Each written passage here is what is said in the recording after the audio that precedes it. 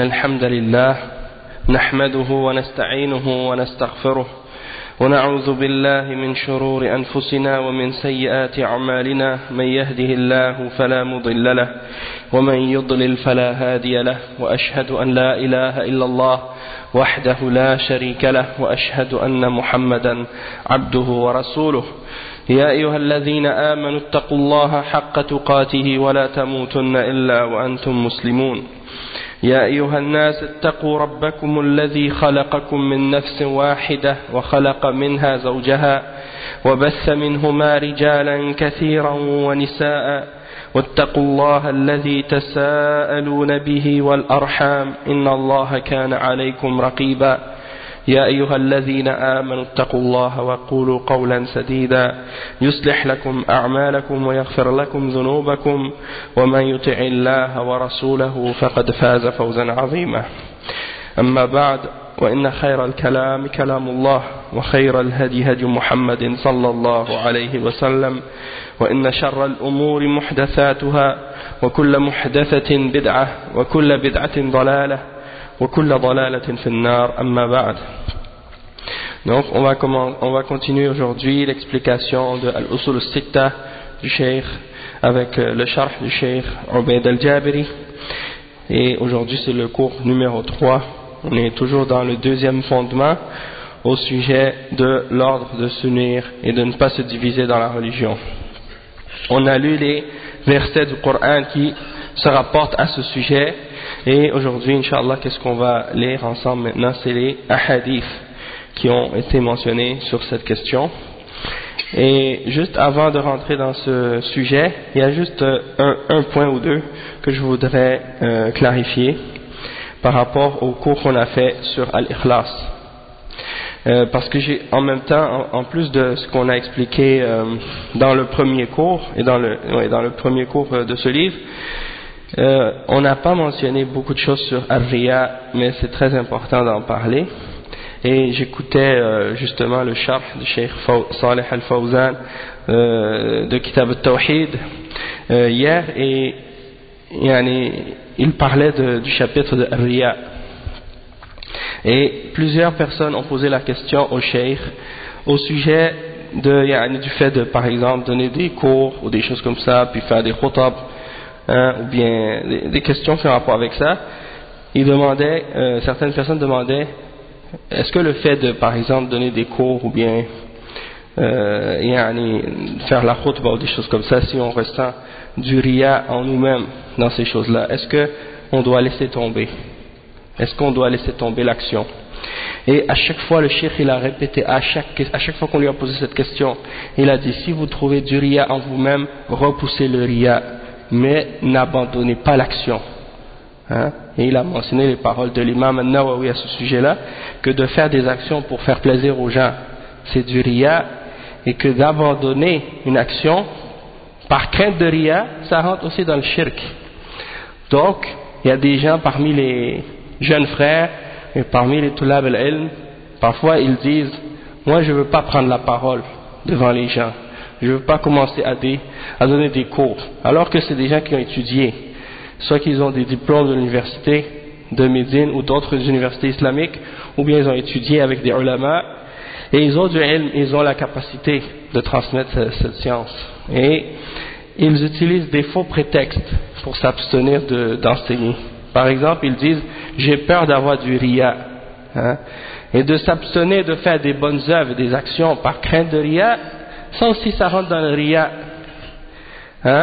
Et donc il ne faut pas que quelqu'un utilise ce prétexte-là. Des fois c'est pas à cause du riya qu'il ne veut pas faire des actions, c'est à cause de la paresse.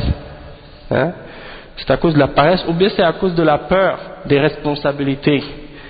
Et il faut savoir que lorsqu'on prend cette responsabilité-là et qu'on demande l'aide d'Allah subhanahu wa ta'ala, Allah il va nous aider. Et il va nous donner de la force qu'on n'a même pas. Et il va donner du courage qu'on n'a même pas. Parce que de nous-mêmes on ne peut rien faire, excepté par la permission d'Allah subhanahu wa ta'ala. Donc, comme Allah subhanahu wa ta'ala dit, in tansurullah yansurkum. يا أيها النبي بلغ ما أنزل إليك من ربك فإن لم تفعل فما بلغت رسالته والله يعصمك من الناس. Et ce verset-là, Allah subhanahu wa ta'ala, il dit dans ce verset au prophète, transmets ce qui a été révélé sur toi de la part de ton Seigneur. Et si tu ne le fais pas, alors tu n'as pas transmis son message. Et Allah va te protéger des gens. Allah va te protéger contre les gens. Donc, le da'ya et le talib ilm, il a juste une chose à se soucier, c'est de faire preuve d'ikhlas et de transmettre le message d'Allah subhanahu wa ta'ala de la meilleure façon qu'il est capable. Bien entendu, dans les limites de sa connaissance. Hein, et s'il fait ça avec sincérité, Inch'Allah, il aura l'ajr. Donc ça, c'est juste un petit point que je voulais mentionner à ce sujet-là, que il ne faut pas que Riya devienne un obstacle aux bonnes œuvres. Et aussi, il y a une autre chose aussi que je voudrais mentionner juste avant de commencer, c'est juste que, alhamdoulilah, je suis très content de constater que, mashallah, les frères ici, vous êtes très motivés, et puis je constate que, mashallah, vous faites des efforts, donc ça c'est quelque chose de bien. Et c'est quelque chose qui manque chez nous, à Montréal ou au Québec, si on veut, cette motivation-là chez les frères, de faire beaucoup d'efforts pour augmenter leur connaissance de l'islam ou leur compréhension de l'islam, ou bien pour se rappeler des choses qu'ils ont déjà appris, mais de participer aux activités comme ça, ça c'est quelque chose de très très important. Puis c'est quelque chose qui nous manque chez nous. Et malgré ce que certaines personnes pourraient s'imaginer, comme beaucoup de frères, ils m'ont déjà posé la question, comment elle est la da'wa chez vous, hein? Et des gens s'imaginent que nous, à Montréal, on a une da'wa très forte et qu'on est très nombreux, alors que c'est pas le cas. La réalité, c'est qu'on est très peu nombreux et que on n'est pas très fort ni organisé non plus.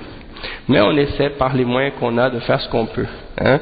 Parce que les gens de bid'a chez nous à Montréal sont très très forts, ils sont très organisés, ils ont beaucoup de moyens et c'est pas comme ici, hein?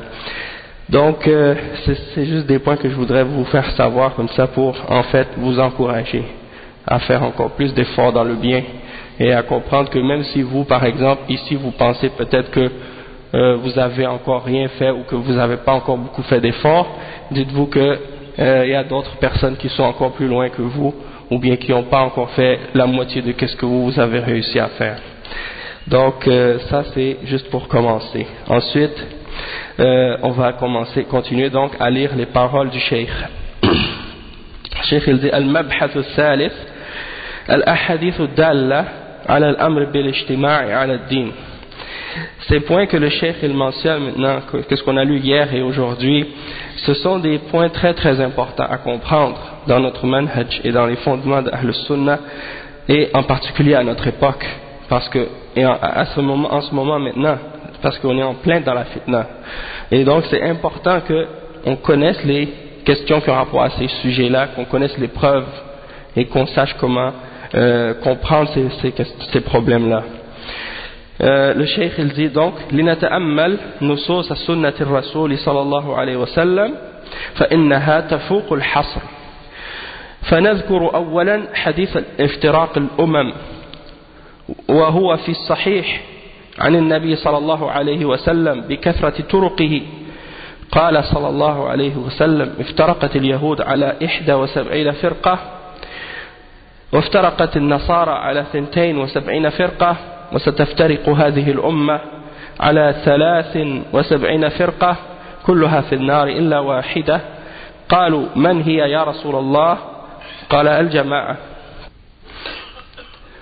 نعم جماعة الحق التي انتهجت الكتاب والسنة وصارت على هدي السلف الصالح هذه الأمة الناجية وهي الطائفة المنصورة التي قال فيها صلى الله عليه وسلم لا تزال طائفة من أمتي على الحق ظاهرين لا يضرهم من خالفهم حتى يأتي أمر الله وهي الطائفة المنصورة وهي السلفية.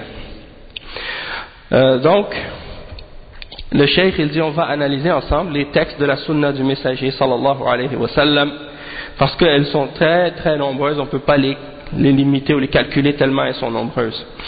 Et en premier il y a le hadith yarhamukallah, il y a le hadith au sujet de la division des différentes nations qui est au degré du sahih, puisqu'il est rapporté par tellement de différentes voies et de différentes chaînes de transmission.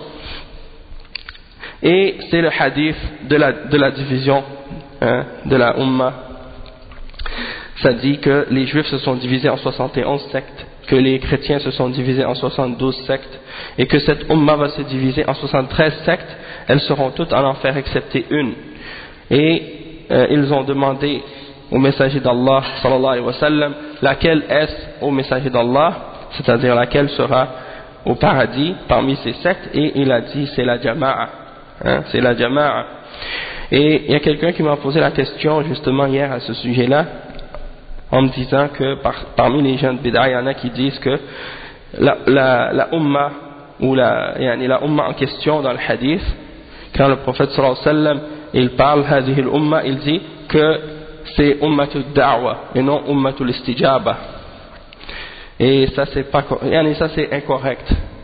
Ummatul Da'wa, ça veut dire que ça comprend les juifs et les chrétiens, en voulant dire que par exemple, comme certains l'ont essayé de l'interpréter, que les juifs sont divisés en 71 et les chrétiens sont la 72e et les musulmans sont la 73e.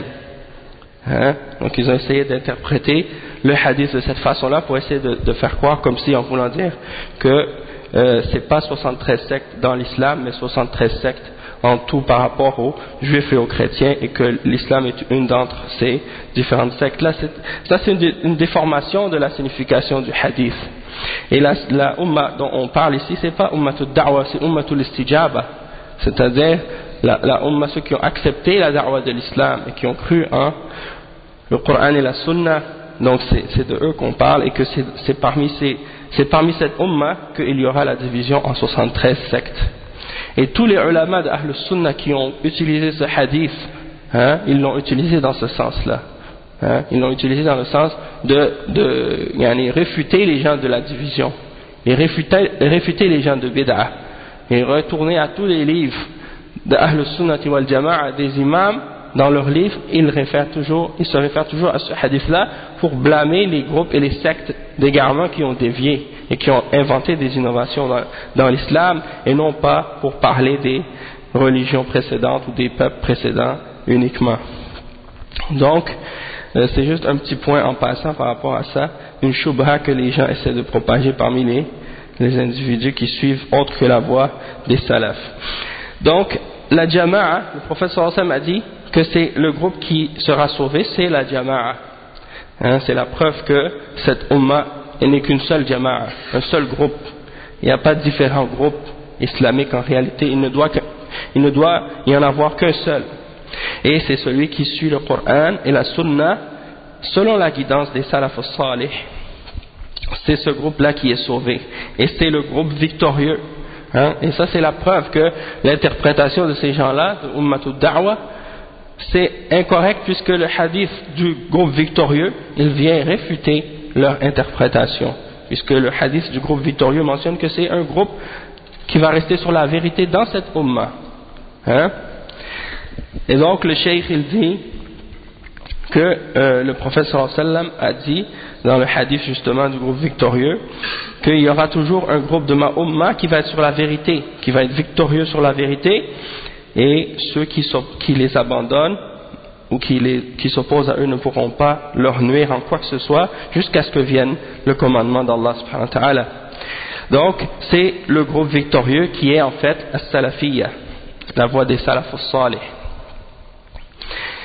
Ensuite le cheikh il mentionne un autre hadith, al-hadith al-thani, qawluhu sallallahu alayhi wa sallam, khayrun nasi qarni thumma alladhina yalunahum thumma alladhina yalunahum. Al-hadith, هذا أمر بالاجتماع على دين الله ونهي عن التفرق وحث على التمسك بالكتاب والسنة وبسيرة السلف الصالح من الصحابة والتابعين، لأن الصحابة هم أعرف الناس بهدي نبيهم صلى الله عليه وسلم وهو أسبق الناس إلى الفضل، والتابعون هم أعرف الناس بسيرة الصحابة، Donc le cheikh dans ce deuxième hadith il mentionne les paroles du prophète sallallahu alayhi wa sallam qui dit que les meilleurs hommes sont ma génération, puis celle qui vient par la suite, puis celle qui vient par la suite.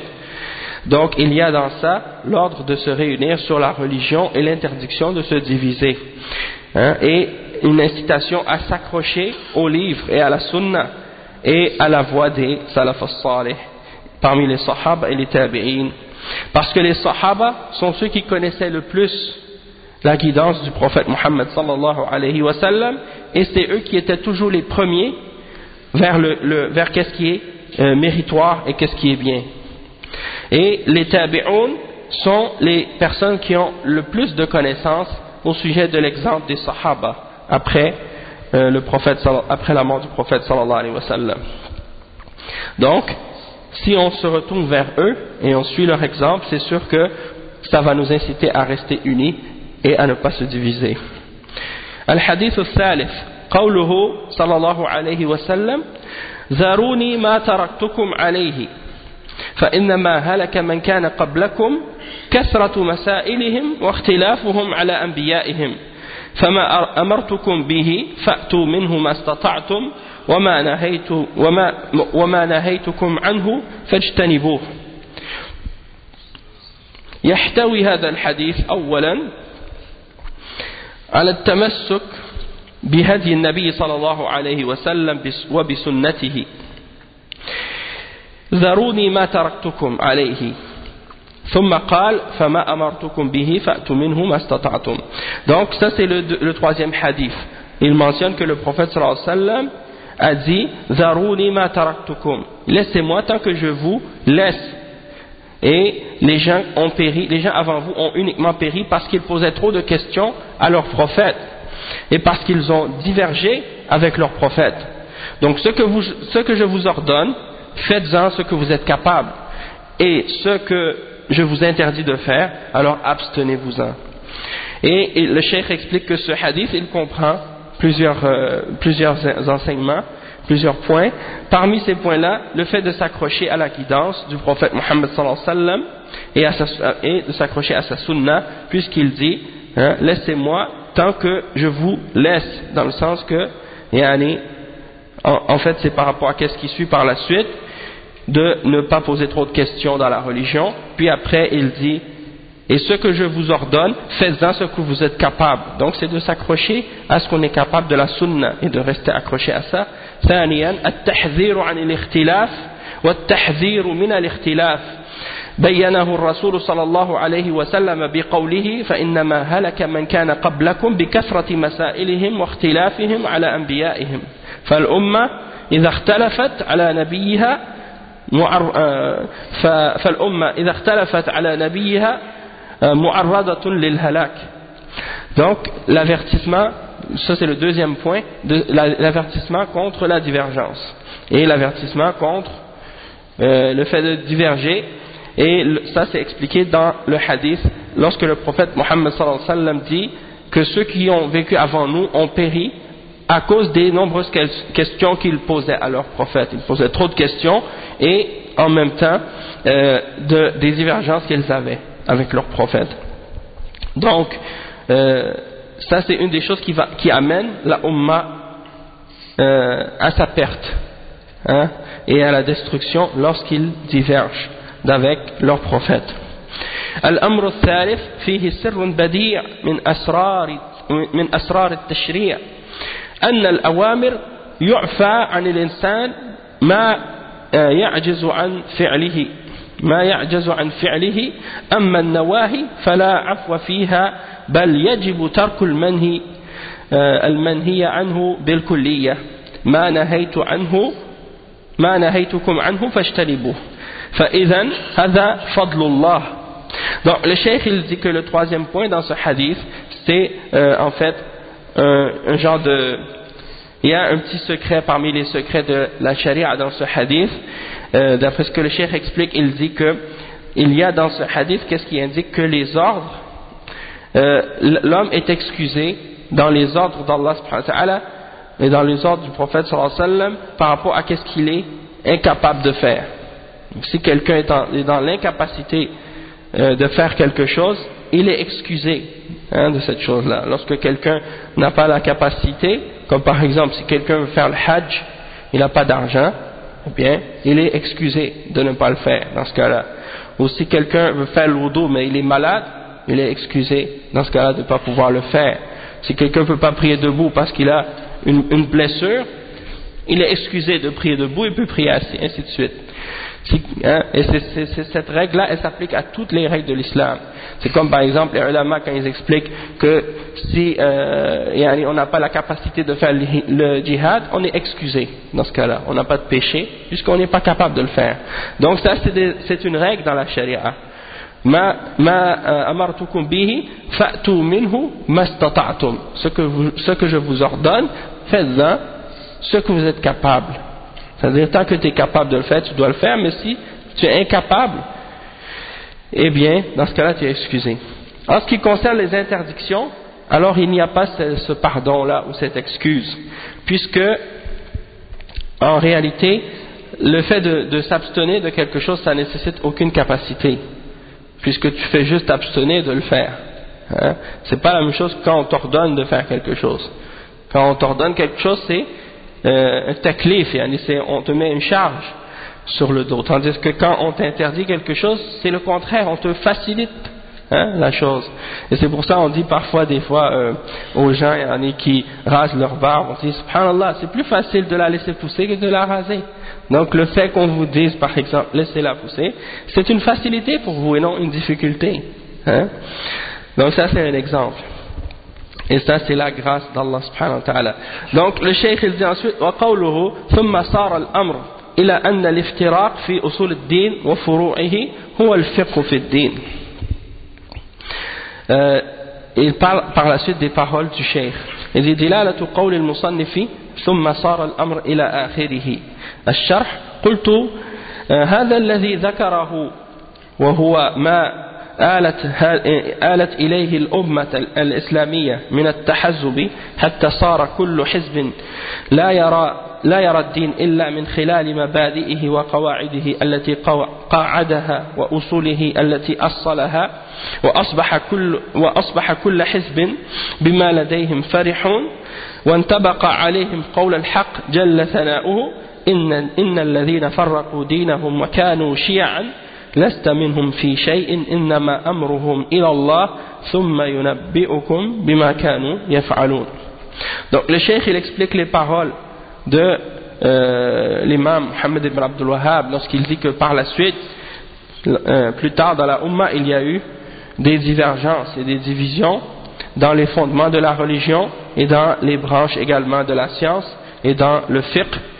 Et donc il explique cette parole-là en disant que ça c'est une clarification de ce que le cheikh a mentionné, du fait que il mentionne que la Ummah islamique par la suite elle s'est divisée en parties et en groupes, jusqu'à ce que chaque partie et chaque groupe considère ou voit uniquement la religion à travers les règles et les principes et les fondements qu'ils ont établis, et donc chaque groupe se réjouit de ce qu'il possède.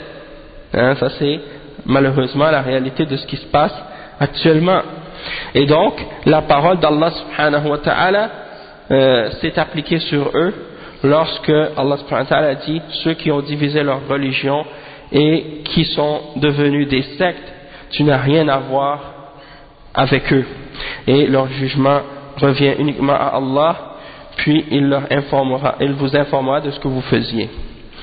قال الشيخ عبد الرحمن ابن سعدي يتوعد الله الذين فرقوا دينهم أي شتتوه وتفرقوا فيه كل أخذ لنفسه نصيبا من الأسماء التي لا تفيد الإنسان في دينه شيء كاليهودية والنصرانية والمجوسية أو لا يكمل بها إيمانه بأن يأخذ من الشريعة شيئا ويجعله دينه ويدع مثله أو ما هو أولى منه كما هو حال أهل الفرقة من أهل البدع والضلال والمفرقين للأمة. ودلت الآية الكريمة أن الدين يأمر بالاجتماع والائتلاف وينهى عن التفرق والاختلاف في أهل الدين وسائر مسائله الأصولية والفروعية وأمره أن يتبرأ ممن فرقوا دينهم فقال لست منهم في شيء أي لست منهم وليسوا منك لأنهم خالفوك وعاندوك إنما أمرهم إلى الله يردون إليه فيجازيهم بأعمالهم ثم ينبئهم بما كانوا يفعلون. Donc le cheikh il mentionne le tafsir de l'imam Sa'di à propos de ce verset et il mentionne que Allah subhanahu wa ta'ala fait la menace à ceux qui ont divisé leur religion et qui se sont divisés et qui ont fait des sectes et des divisions dans leur religion, chacun en prenant un nom particulier qui ne servira à rien à quelqu'un dans sa religion, comme par exemple les gens qui ont pris le nom de judaïsme ou de christianisme ou de Majus ou des noms comme ça leur servira à rien dans leur religion ni au jour de la résurrection, puisque ce sont des noms qu'ils ont inventés pour eux-mêmes, qui ne viennent même pas d'Allah subhanahu wa ta'ala, et ou bien ils s'accrochent à certains aspects de la charia et ils prennent de cet aspect-là ils prennent cet aspect-là comme si c'était la religion en entier et ils abandonnent une autre chose semblable, ou ils abandonnent parfois même qu'est-ce qui est encore plus obligatoire et plus important dans la religion. Et ça c'est ce que font les gens de la division et les gens de bid'ah et les gens de l'égarement qui divisent la Ummah. Ils prennent une partie de la religion, une partie des règles de la charia et ils la prennent comme si c'était ça l'islam seulement. Et ils délaissent le reste de l'islam, ou ils délaissent même parfois qu'est-ce qui est plus important que ça encore dans l'islam. Et il dit ensuite le cheikh que ce verset il indique que et il prouve que la religion nous ordonne de rester unis et de ne pas nous diviser et de ne pas diverger, que ce soit dans les questions des fondements ou dans les branches qui découlent de ces fondements-là dans l'islam. Et ensuite Allah subhanahu wa ta'ala ordonne au prophète Muhammad sallallahu alayhi wa sallam de se désavouer de ceux qui divisent la religion en disant lasta minhum fi shay, c'est-à-dire tu n'es pas d'eux, tu n'as rien à voir avec eux et eux n'ont rien à voir avec toi, parce qu'ils t'ont contredit et ils se sont opposés à toi. Innama amruhum ila Allah, c'est-à-dire leur cas va revenir uniquement à Allah subhanahu wa ta'ala, c'est Allah qui va s'occuper d'eux, c'est-à-dire qui va les rétribuer, qui va leur donner la rétribution qu'ils méritent pour leurs actions, puis il va les informer, il va vous informer, ou bien il va les informer de ce qu'ils faisaient.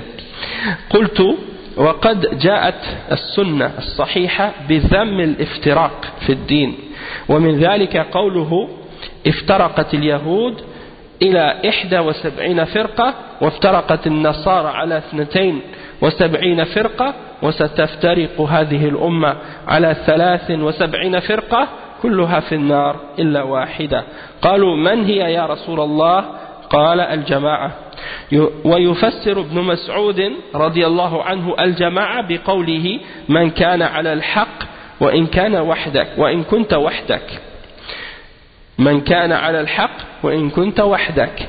Donc il mentionne le cheikh que dans les hadiths et dans la sunna authentique il y a le blâme de la divergence et de la division dans la religion, comme c'est dans le hadith des 73 sectes qu'on a lu tout à l'heure, que les juifs se sont divisés en 71 sectes, que les chrétiens se sont divisés en 72 sectes, et que cette umma se divisera en 73 sectes, et qu'elle serait toute en enfer excepté une. Et quand les sahaba ont dit laquelle au messager d'Allah, il a dit c'est la jama'a. Et Abdullah ibn Mas'ud radiyallahu anhu, quand il a expliqué ce hadith là en parlant de la jama'a, il a dit que la jama'a c'est la vérité, c'est-à-dire que d'être sur la jama'a ça signifie d'être sur la vérité, ça veut dire de s'accrocher en fait sur le Coran et la sunna et la voie des salafs, même si tu es toute seule, même si tu es seul. Donc si par exemple tu es quelque part dans un endroit où tu es le seul à suivre le Coran et la sunna et la voie des salafs selon la compréhension correcte et à l'appliquer, et que tout le monde te contredit, tout le monde est dans autre chose que ça, les gens suivent d'autres sectes, d'autres croyances ou autres manahij, eh bien dans ce cas-là, la jama'a, dans cet endroit-là, c'est toi. La jama'a dans cet endroit-là, c'est toi, puisque c'est toi le seul qui se tient sur la vérité, et les autres musulmans, eux, suivent autre chose. Et c'est pour ça, des fois, vous avez des gens de bid'a, parfois, ils vous posent la question, ils vous disent, est-ce que tu penses que tout le monde est dans l'égarement sauf toi? Tu penses que c'est juste toi qui détiens la vérité, et que tout le monde est dans l'erreur sauf toi? Tu lui réponds, tu lui dis, celui qui est sur la vérité, c'est celui qui s'accroche sur le Coran et la Sunna, et la compréhension des salafs. Peu importe, même s'il est tout seul, ou s'il est avec un groupe. Et si vous contredisez le Coran et la Sunna et la voie des salafs, même si vous êtes nombreux, vous n'êtes pas sur le haqq. Hein? Même si vous voyez que moi je suis seul, ça ne veut pas dire que je suis pas sur le haqq, puisque moi je me base sur la vérité qui vient d'Allah et de son prophète sallallahu alayhi wa sallam et la compréhension des salaf as-salih, et vous avez contredit ça.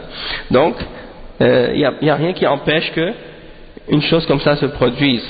Et il y a à des époques, quand on posait la question par exemple à des ulama à l'époque des salaf, c'est qui la jama'a aujourd'hui? Eh bien ils indiquaient un d'entre les imams d'Ahl Sunnah. Hein, quand on leur demandait c'est qui la jama'a aujourd'hui, ils disaient la jama'a c'est un tel d'entre les ulama, un tel d'entre les imams. Ils disaient que c'était lui parce que c'était lui à cette époque-là qui était, disons, celui qui représentait Ahl Sunnati wal Jama'a dans la science et dans la connaissance et dans la compréhension et dans l'application et ainsi de suite. Et ça répond en même temps à ceux qui parfois ils disent vous entendez souvent ça parmi les ikhwan qui disent on a un problème de représentation par rapport à la communauté musulmane. Ils disent c'est qui est-ce qui représente la communauté, ou c'est qui est-ce qui représente les musulmans. Et il y a toujours ce problème-là ou cette question-là qu'ils ramènent. Et donc quand il y a un musulman par exemple qui s'accroche au Coran et à la Sunna et qui suit la compréhension des salafs, qui vient ou qui parle au nom de l'islam et qui explique les choses selon les preuves du Coran et de la Sunna et avec les références de l'islam, et eux ça leur fait pas plaisir ou c'est pas en accord avec leur désir et leur passion, ils disent celui-là il représente pas l'islam. Hein? Et quand quelqu'un il va parler à la télévision et qu'il est veston cravate avec un visage rasé et tout, et qu'il commence à dire oui l'islam accepte la laïcité, oui l'islam permet à la femme de ne pas se voiler, oui elle n'est pas obligée de faire ci et ça, non le niqab ça fait pas partie de l'islam, ainsi de suite, et bien là il dit lui il représente bien l'islam. Hein, parce que comment il détermine qu'est-ce qu'il représente, l'islam ou non? Il se base sur le fait que est-ce que les koufars vont aimer qu'est-ce qu'ils entendent ou non. Et s'il trouve que la personne elle parle d'une façon qui fait plaisir aux koufars et que les koufars l'applaudissent, il dit lui il représente bien les musulmans. Ou bien s'il défend le Coran et la Sunna, il dit la vérité au sujet de l'islam, ils vont dire non lui il représente pas bien l'islam. Hein?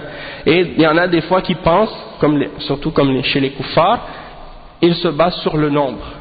Donc ils disent bon c'est la majorité. Si tous les musulmans font quelque chose ou s'abstiennent de faire quelque chose, ils disent bon celui qui ressemble à la majorité c'est lui qui représente les musulmans.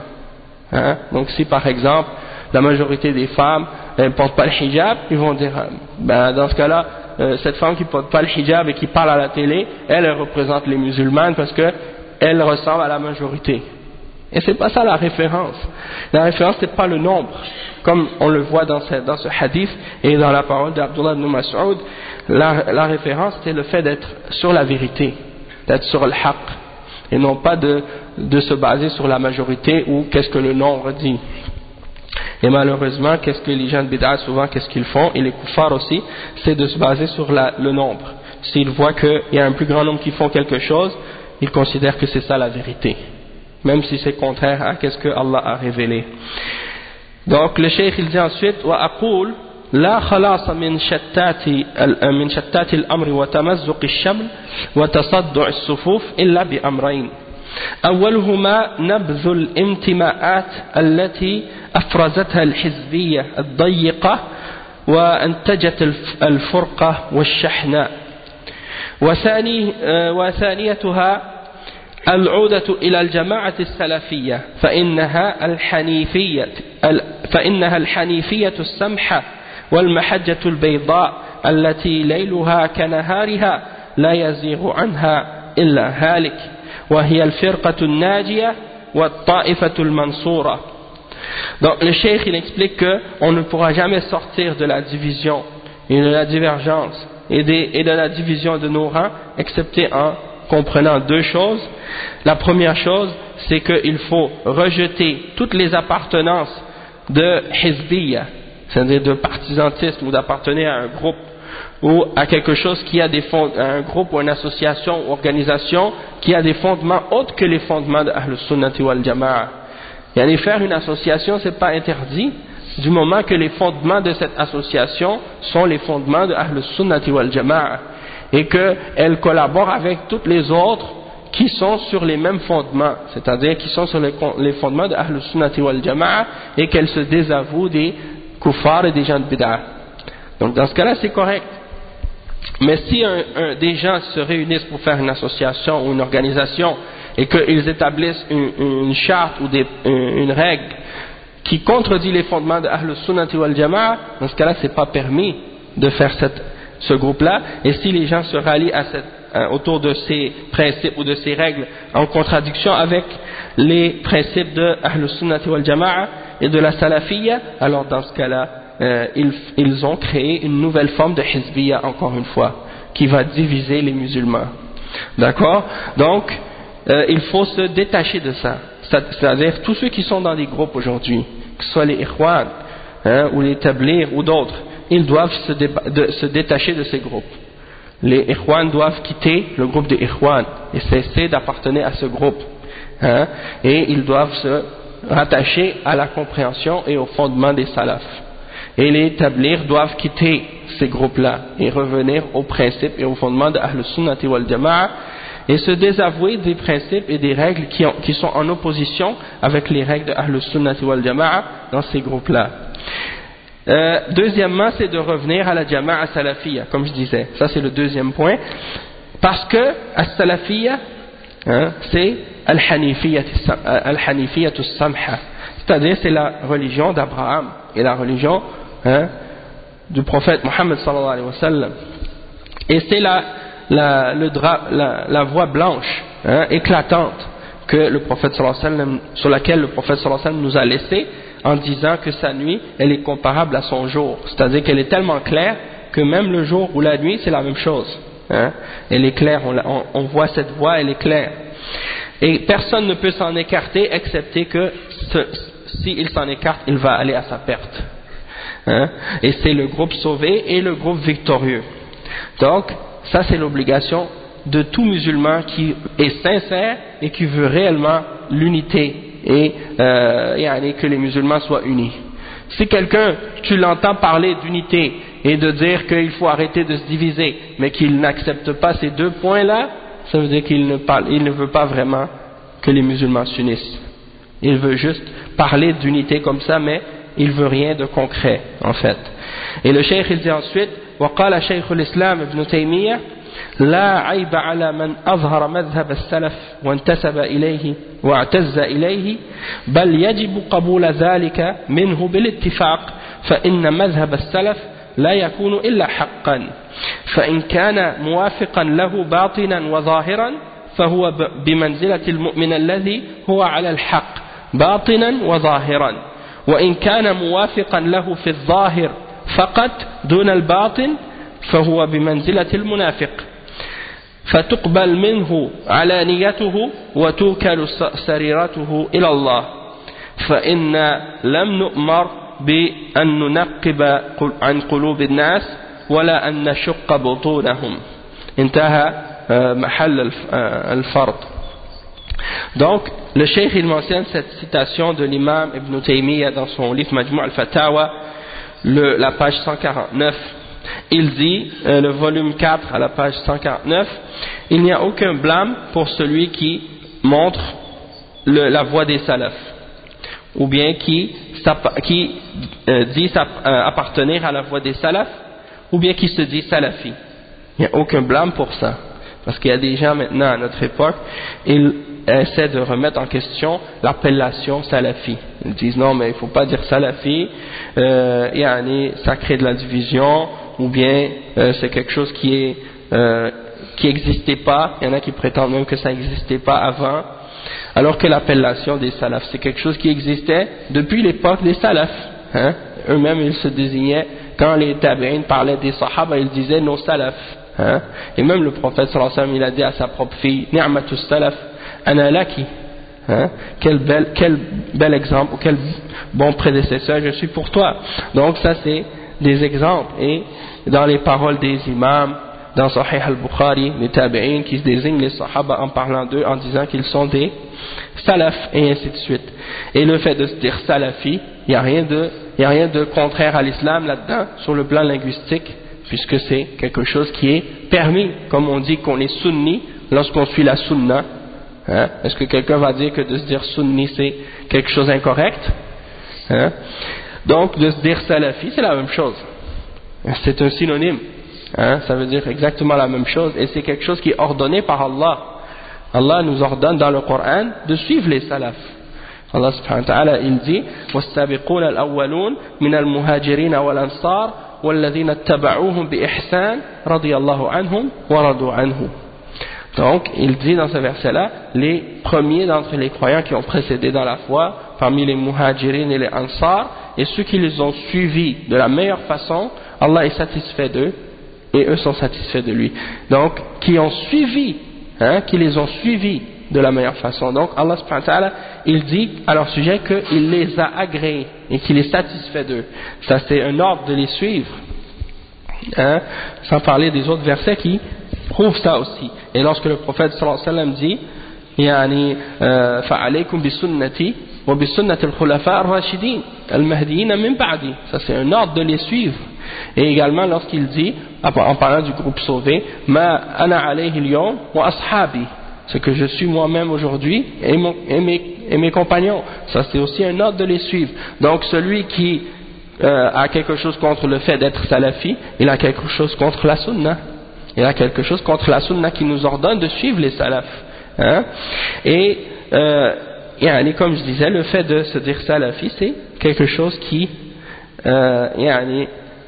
signifie que tu te réfères à eux et que tu suis leur voie et leur compréhension de l'islam.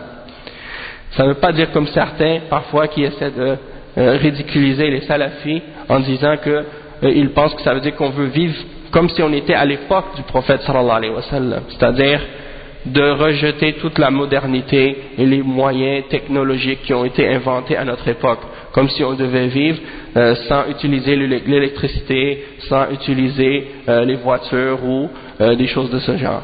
Et ça c'est ridicule, puisqu'il n'y a rien dans le fait d'utiliser ces moyens modernes qui contredit le Coran et la Sunna. Nous on parle de suivre les salafs, c'est-à-dire de rejeter ce qui est en opposition avec la Sunna dans les adorations et dans les questions de ibadat et de aqidah. Donc ça n'a rien à voir avec le fait d'utiliser des moyens techniques ou modernes pour les affaires de la dunya. Du moment que c'est halal, on a le droit, puisque c'est des choses qui sont mubaha. Et en ce qui concerne le fait que certaines personnes qui ramènent l'objection que il y a des gens qui se disent salafis mais qu'ils ne respectent pas le bon exemple de nos salafs. Il y en a qui disent ça, par exemple, ils disent ouais mais il y a plein de salafis, ils se disent salafis mais quand on regarde leur comportement, ils n'ont pas un bon comportement, ou ainsi de suite, ils n'agissent pas comme le khuluq des salafs. Ou bien certaines personnes qui se prétendent salafis mais ils contredisent la salafia sur certains points. On retrouve souvent ce genre d'objection de la part des hizbiyin ou des takfiriyin, en particulier des sururiya, qui essaient d'éloigner les gens d'utiliser cette appellation-là, pour les rapprocher d'eux et les ramener vers justement qu'est-ce qui contredit la voie des salafs, parce que souvent c'est des gens qui opposent les salafs. Donc ils ne veulent pas entendre ce nom-là et cette appellation. Alors, l'important de comprendre, c'est que quand on se dit salafi, et qu'on ne respecte pas les exemples, c'est comme qu'est-ce que le Cheikh de l'Islam Ibn Taymiyyah il a dit dans cette parole justement. Et je vais vous traduire qu'est-ce qu'il dit, comme ça vous allez voir, en même temps ça répond à ces gens-là. Hein. Le Cheikh il dit que toute personne qui s'apparente au salaf et qui dit qu'il est salafi, c'est obligatoire pour nous de l'accepter de sa part selon l'accord de tous les ulama, bil ittifaq. Il dit parce que la voie des salafs ne peut être que la vérité. Et là, c'est là qu'il clarifie. Il dit si il est en accord avec les salafs intérieurement et extérieurement, alors il est au niveau du mu'min qui est sur la vérité intérieurement et extérieurement. Mais si il est d'accord avec eux seulement dans l'apparence et non à l'intérieur, alors il est comparable au munafiq. Il est comparable au munafiq. Donc on accepte son apparence et qu'est-ce qu'il a à l'intérieur, on le laisse à Allah subhanahu wa ta'ala, c'est Allah qui va le juger pour ça, parce que personne, Allah ne nous a pas ordonné de faire des trous dans les cœurs des gens, ou trouer les cœurs des gens pour voir qu'est-ce qu'il y a dedans, ou bien d'ouvrir leur ventre pour voir est-ce qu'ils sont sincères ou non. C'est pas notre rôle, c'est pas notre devoir. Nous on se base sur les paroles et les actions extérieures et apparentes. Si c'est en accord avec le Coran et la Sunna, on l'accepte. Si c'est en contradiction, on dit à la personne tu as contredit. Et c'est comme ça, hein? Et on donne la nasiha et ainsi de suite. Maintenant, si quelqu'un par exemple il prétend suivre la voie des salafs dans son intérieur, puis que dans l'extérieur il a des contradictions, eh bien là, c'est que son degré de foi et son degré d'application de l'islam va être défaillant selon la faiblesse ou bien le manquement qu'il a dans l'application des principes et de l'application des salafs. Et les salafs, ils ont expliqué la définition de la foi en disant qu'elle augmente et elle diminue, hein? Et donc plus quelqu'un s'accroche à l'islam intérieurement et extérieurement, plus sa foi est grande, et plus il s'accroche à la salafiyya, donc plus sa foi augmente. Donc c'est sûr que si tu es salafi, ça ne veut pas dire que tu es parfait. Il y en a qui pensent que si tu dis que tu es salafi, ça veut dire que tu es parfait à 100%. Non, ça ne veut pas dire ça, mais ça veut dire que tu t'écartes des innovations et tu t'accroches au fondement de l'islam et tu essaies d'être le meilleur possible. Mais si tu peux être meilleur, bon, donc alhamdulillah, si tu as des manquements, eh bien tu essaies de corriger ces fautes-là. Si tu fais des péchés, tu essaies de te repentir à Allah subhanahu wa ta'ala, demander pardon et de te corriger de tes erreurs. Et Allah subhanahu wa ta'ala, il pardonne les péchés. Donc ça c'est important. Ensuite, en même temps, c'est important aussi, si on se dit salafi, il faut comprendre en même temps qu'on a une certaine responsabilité, qu'on représente quelque chose. Donc il faut essayer de donner une bonne image, dans le sens qu'on applique nos principes. Qu'est-ce qu'on prêche, on essaie de l'appliquer le plus possible, dans la mesure du possible, pour donner le bon exemple et pour pas se contredire soi-même. Donc on demande à Allah subhanahu wa ta'ala de nous aider là-dedans. Maintenant on a terminé donc cet aspect-là. Il y a un autre point maintenant que le cheikh il explique, c'est le fondement numéro 3, al-aslu thalith. Donc on peut, si vous voulez, juste lire l'introduction, puis on continuera demain à expliquer les versets et les hadiths qui parlent de ce fondement-là demain, bi'ithnillah. Donc le cheikh il dit al-aslu thalith anna min tamam al-ijtima' السمع والطاعة لمن تأمر علينا ولو كان عبدا حبشيا فبين النبي صلى الله عليه وسلم هذا بيانا شائعا ذائعا بكل وجه من أنواع البيان شرعا وقدرا ثم صار هذا الأصل لا يعرف عند أكثر من يدعي العلم فكيف العمل به. Donc le troisième fondement, il est relié avec le deuxième. Ces deux points-là, ils sont reliés les uns les autres, puisque, comme les ulama l'expliquent, il n'y a pas de jama'a sans imam. Il ne peut pas y avoir de jama'a, d'unité ou de groupe unis sur la vérité, sans qu'il y ait un imam un dirigeant. Et donc, c'est pour ça que les ulama, ils encouragent et ils incitent les gens à écouter et à obéir aux dirigeants. Et c'est ça le point. Les ulama, ils incitent à ça parce que c'est ce qui amène les musulmans à rester unis et à ne pas se diviser. Donc ça, c'est le point numéro 3. Il dit que pour réellement arriver à s'unir complètement, il faut respecter le principe d'écouter et d'obéir à celui qui a l'autorité sur nous, même si c'est un esclave éthiopien. Et le prophète sallallahu alayhi wa sallam a expliqué ça d'une explication claire, et il a donné des exemples de ça et des clarifications de ça dans la charia et même dans les exemples de qu'est-ce qui se passe dans la réalité, jusqu'à ce que cette chose-là devienne quelque chose de presque inconnu de la plupart des gens qui prétendent la science. Alors si c'est quelque chose qui est devenu inconnu des gens qui prétendent la science, alors que dire de l'application de ce principe-là, Donc ça c'est des choses comme le Cheikh Mohammed ibn Abdul Wahhab il dit, ça c'est quelque chose qui est devenu étrange à notre époque, ce principe. Beaucoup de gens l'ignorent.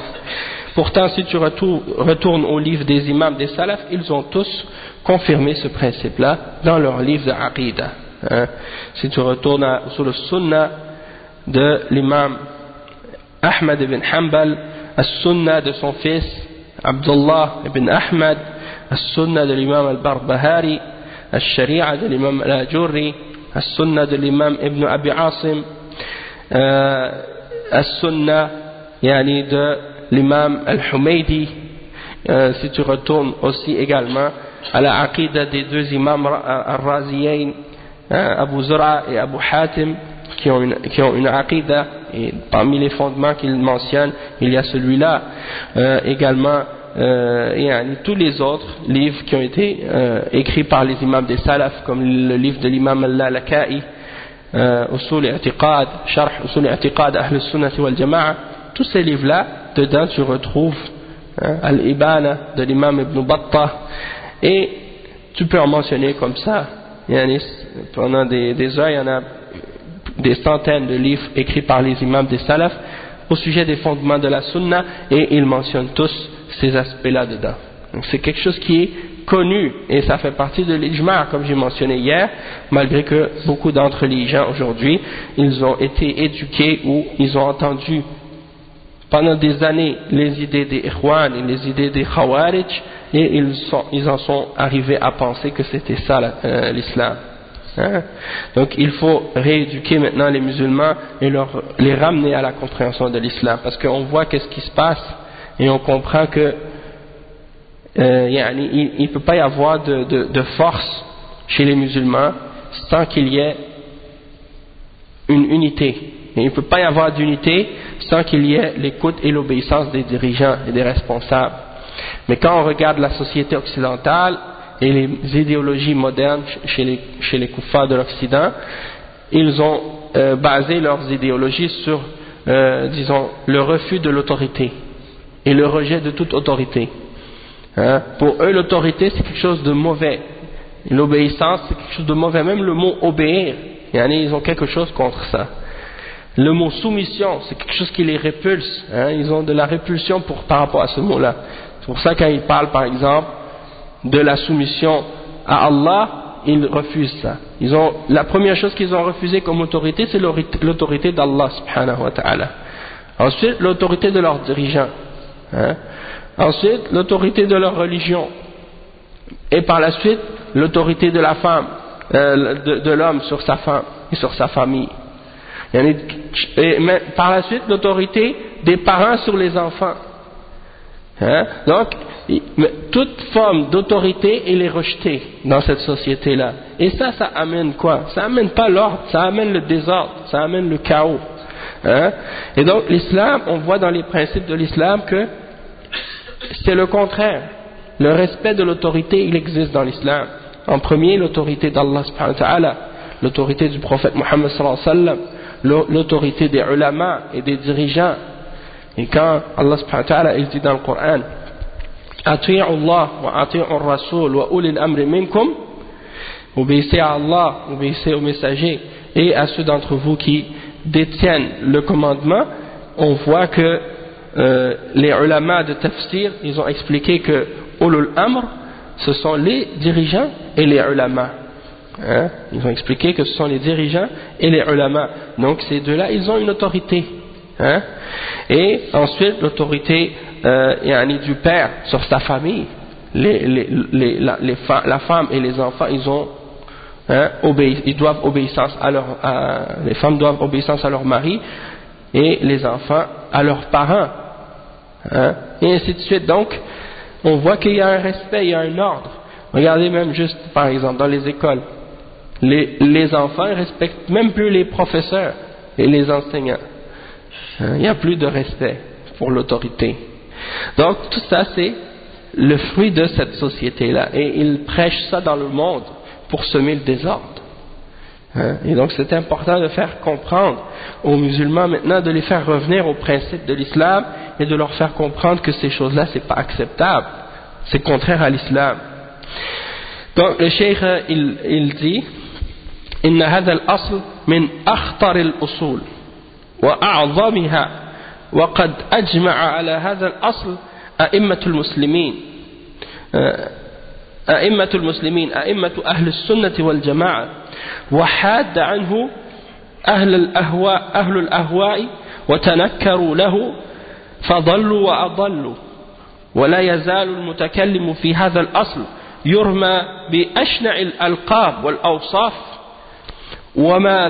وما ذلكم إلا لتنكب الناس السنة وركوبهم البدعة فإن البدعة ظلمات وبلايا يجر بعضها بعضا ولننتبه أو لنتنبه ونحن نتحدث عن هذا الجانب العظيم وهذا الأصل الخطير إلى عدة أمور. Donc le cheikh il explique que ça c'est un des fondements parmi les plus dangereux d'entre les fondements si on le contredit. Hein? Et un des plus importants et un des plus grands sur lequel les imams de l'islam et les imams de Ahl Sunnati wal Jama'a se sont tous mis d'accord. Et les gens de la passion se sont écartés et ont dévié de ce principe-là et ils l'ont rejeté. Et ils se sont donc égarés et ils ont égaré les autres. Et le cheikh il mentionne un point et qui est réel, hein, maintenant on le constate, il dit, et la personne qui parle de ce fondement-là aujourd'hui, il se fait accuser et il se fait jeter les pires noms, hein, et les pires sobriquets, hein, et les pires descriptions, et les pires surnoms. Hein? Aujourd'hui, tu parles de ce fondement-là, tu dis aux gens, il faut écouter, obéir aux dirigeants. Tu les vois, ils commencent à t'accuser, ils commencent à te dire, ah, toi, t'es un vendu, t'es un ci, t'es un ça, hein? T'es un agent des gouvernements, et ainsi de suite. C'est comme ça qu'ils disent maintenant aux gens qui appellent à ce fondement-là. D'accord? Donc, ça c'est un exemple, et c'est la preuve que ces gens-là, ils n'ont rien compris des principes de la sunna malheureusement, et ils pensent que quand on appelle à ces choses-là c'est pour le dirigeant lui-même, dans le sens que pour lui faire plaisir, hein? Ça n'a rien à voir. Quand on appelle les gens à respecter ce principe-là, c'est pas parce qu'on fait ça pour faire plaisir à un dirigeant qui fait de l'injustice et parce qu'on veut le protéger ou on veut le défendre dans l'injustice qu'il fait. Non, on déteste l'injustice qu'il fait. C'est pas pour ça qu'on dit ça. On appelle à ça parce que c'est la sunna du messager sallallahu alayhi wa sallam. On appelle à ça parce que c'est l'ordre qui vient d'Allah subhanahu wa ta'ala et que c'est obligé de le respecter. Hein? Et ça c'est quelque chose que des gens n'arrivent pas à comprendre parfois. Ils pensent que on fait ça parce que on veut faire plaisir aux dirigeants, on veut qu'ils nous donnent quelque chose en retour. Non, on veut rien des dirigeants du tout. Mais nous on veut pas le désordre et on veut pas la corruption. Et on ne veut pas le sang qui coule, hein? Et on ne veut pas la division, et on ne veut pas la fitna, et on voit plus loin que qu'est-ce que ces gens-là voient. Eux, ils voient pas plus loin que leur nez. Ils pensent qu'ils vont juste faire ça, puis après ça y est, c'est fini, ils prennent le pouvoir, ça va arranger tous les problèmes. Non. Premièrement, ça n'arrange pas les problèmes, ça les aggrave. Et ça, on le constate. Et en plus, hein, comme on a vu, ça, en tout cas, on va en reparler de ça de toute façon avec d'autres exemples au fur et à mesure que le cheikh explique. Mais il dit donc que la raison pour lesquelles les gens commencent à donner des surnoms ou des mauvaises descriptions aux gens lorsqu'ils appellent à ce fondement-là, eh bien c'est parce qu'ils ont laissé de côté la sunna et qu'ils ont monté sur la bid'a, sont montés sur la bid'a. Et la bid'a, c'est des ténèbres, c'est de l'obscurité, c'est des malheurs qui s'amènent les unes sur les autres. Hein? Tandis que, donc, le cheikh dit, c'est important de faire très attention à ce point-là, et on va en parler de cet aspect très important, et on va expliquer que ça c'est un fondement, et que c'est un fondement très dangereux, et il y a plusieurs points à prendre en considération par rapport à ce sujet-là. Premièrement, le cheikh il dit أولا ليس غفلة من الشيخ قوله أن الرسول صلى الله عليه وسلم بين هذا في السنة من وجوه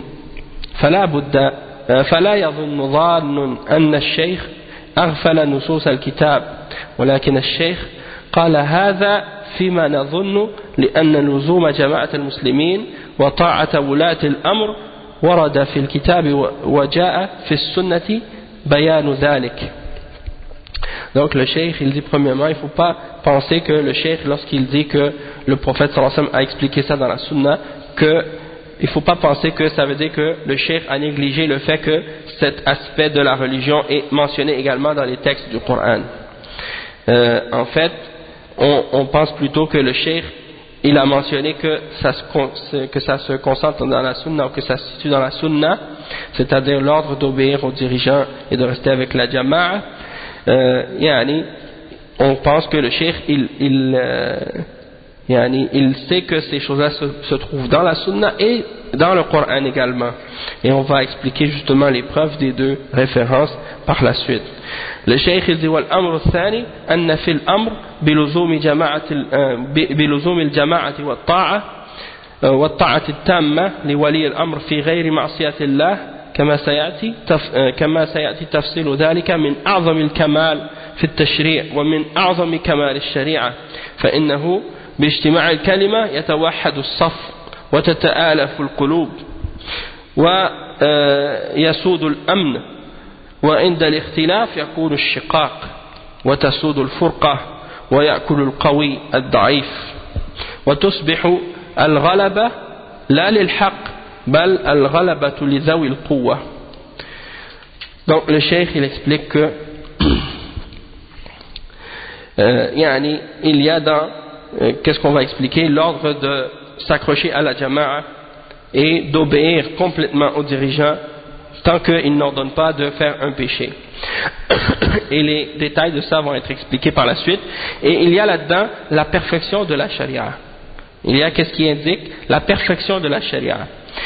Et qu'est-ce qui amène les musulmans à unir leurs paroles et à unir leurs rangs et à unifier également leur cœur, à rapprocher leur cœur et à faire que la sécurité règne dans la société. Parce que lorsqu'il y a des divergences, de la division, c'est là qu'il y a de l'injustice qui se propage dans la société. Le fort mange le faible, et c'est la loi de la jungle en fait. C'est pas la vérité qui a le dessus, mais plutôt c'est celui qui a la force. Donc le cheikh il explique que ce chapitre ou ce fondement va être divisé en 4 points. Le premier point c'est l'explication des versets du Coran à ce sujet-là. Le deuxième point c'est les ahadiths qui sont mutawatira sur ce sujet-là, qui sont mutawatir dans leur signification. Et le troisième c'est les paroles des salafs de cette umma et des ulama qui ont confirmé ce principe. Et quatrièmement, comment on donne la nasiha aux dirigeants. Comment on donne la nasiha aux dirigeants. Donc on va s'arrêter ici, Inch'Allah, puis on va continuer la suite de ça demain, bi'idhnillah, demain matin, Inch'Allah. سبحانك اللهم وبحمدك أشهد أن لا إله إلا أنت أستغفرك وأتوب إليك بارك الله فيكم وجزاكم الله خيرا والسلام عليكم ورحمة الله وبركاته